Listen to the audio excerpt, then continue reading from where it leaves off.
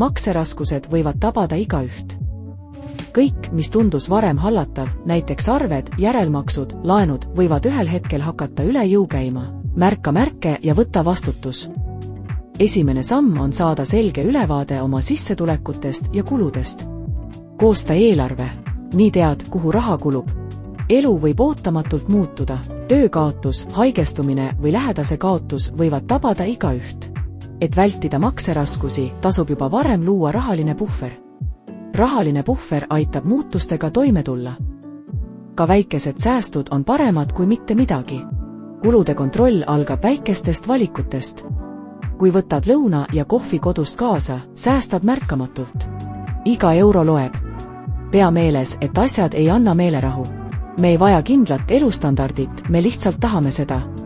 Rahaline tasakaal algab teadlikest otsustest ja julgusest otsida abi.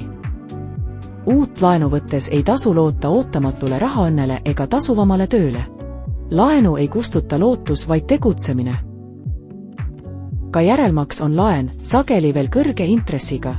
See suurendab veelgi kohustusi, mida tuleb tasuda. Kui laenude tagasimaksmine muutub raskeks, tasub võtta kohe ühendust laenuandjaga. Mida varem tegutsed, seda rohkem on valikuid ja seda väiksem on oht sattuda maksehäireregistrisse, mis raskendab teenus- ja rendilepingute sõlmimist. Kasiino, kiire investeering või uus laen ei lahenda rahamuresid. Riskantsed otsused võivad olukorda halvendada. Kui aga sõltuvused mõjutavad rahakotti, tuleb nendega tegeleda, nii rahakoti kui enda heaolu nimel. Sõltuvustega tegelemiseks otsi abi. Makseraskuste korral pöördu võlanõustaja poole. Võlanõustaja aitab otsuseid selgeks mõelda ja pakub tuge ka refinantseerimisel. Usaldusväärset infot leiad Finantsinspektsiooni tarbijaveebist minuraha.ee, eesti.ee või pankade kodulehtedelt. Võlanõustajate kontaktid on Finantsinspektsiooni tarbijaveebis minuraha.ee või Eesti Võlanõustajate Liidu veebilehel.